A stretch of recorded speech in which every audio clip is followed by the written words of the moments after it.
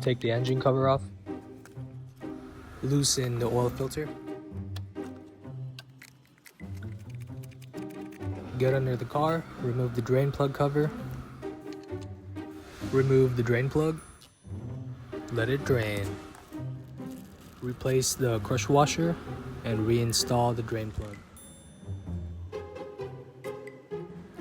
Torque it down to 25 Newton meters. Clean it a little bit and reinstall the drain plug cover. Now we can replace the oil filter.